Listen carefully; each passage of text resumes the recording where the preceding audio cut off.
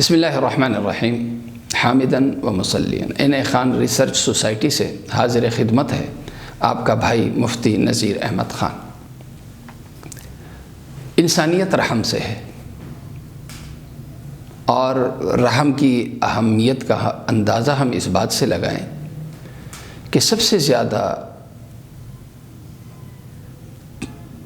خدا کے جس وصف کا ذکر یا تذکرہ ہماری زبانوں پہ ہوتا ہے وہ خدا کا وصف رحم ہے۔ سب سے زیادہ ہم پڑھتے ہیں بسم اللہ، بسم اللہ، ہر چیز کی ابتدا میں بسم اللہ الرحمن الرحیم، بسم اللہ الرحمن الرحیم۔ اسی طرح سب سے زیادہ پڑھی جانے والی سورت ہے سورہ فاتحہ۔ بسم اللہ میں بھی اللہ کی ایک صفت نہیں، دو صفت کا ذکر ہے، رحمان رحیم۔ سورہ فاتحہ میں بھی الرحمن الرحیم، یعنی گویا کہ بسم اللہ الرحمن سورہ فاتحہ جو ہم بار بار خدا کی جس صفت سے ہماری شناسائی ہوتی ہے اور خدا کے جس وصف کا ہم بار بار ذکر کرتے ہیں وہ خدا کا وصف رحم ہے۔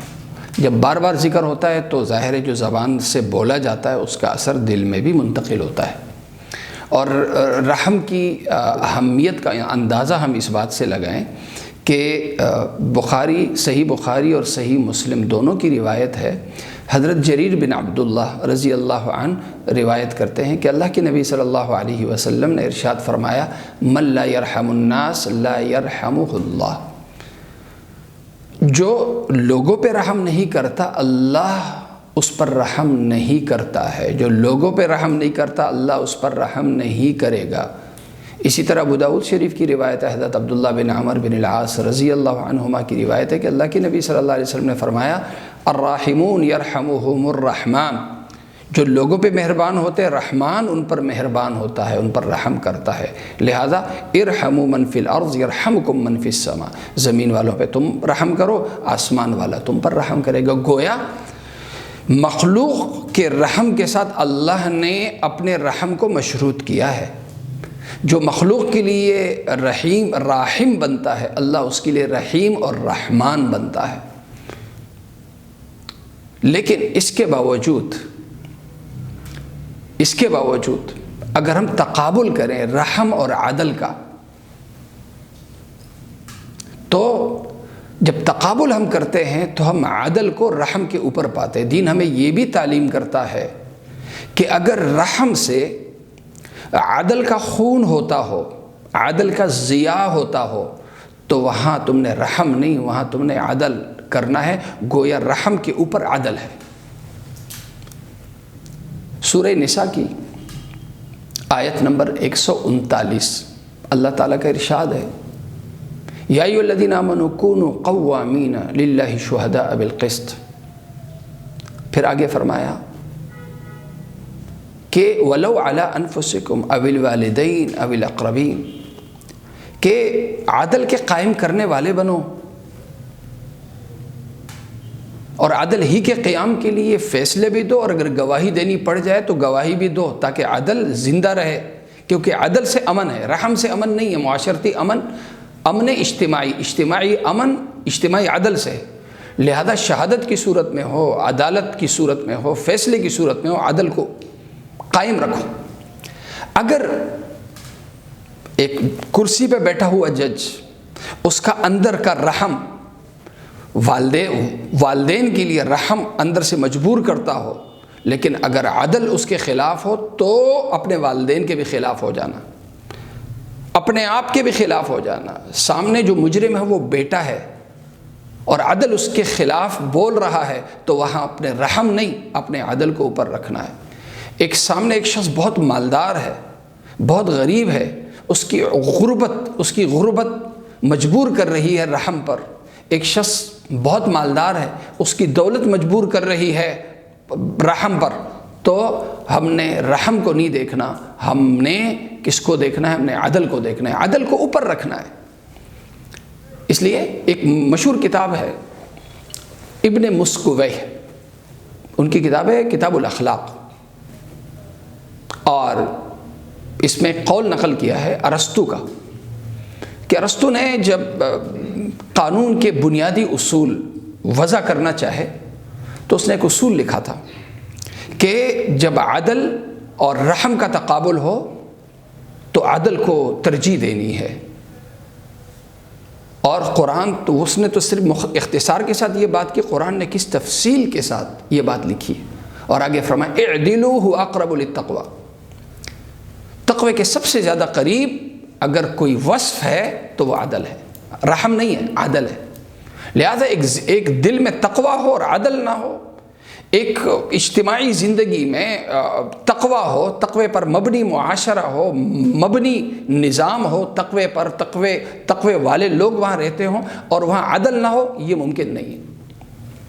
لہذا عدل رحم سے بڑا ہے. رحم کے لیے ہم عدل کو قربان نہیں کر سکتے ہیں، لیکن عدل یہ ہر حال میں اوپر ہے.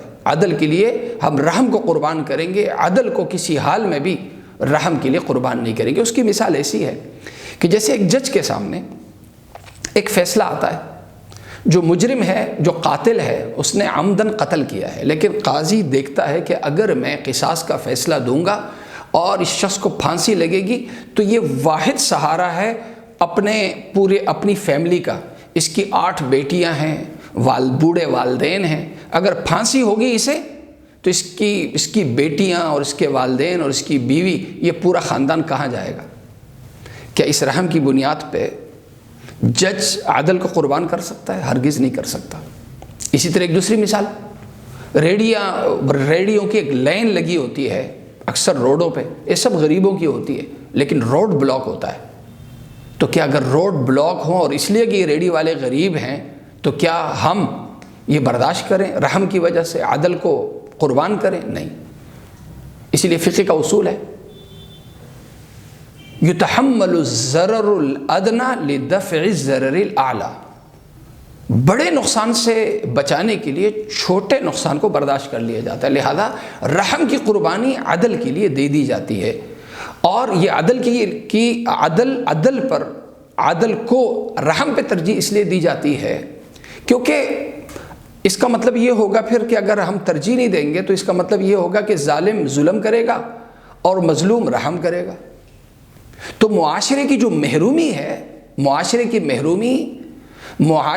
بدامنی، یہ رحم سے ختم نہیں ہوتی، یہ عدل سے ختم ہوتی ہے. اور یہ عدل اصل میں کرنا کس نے ہے؟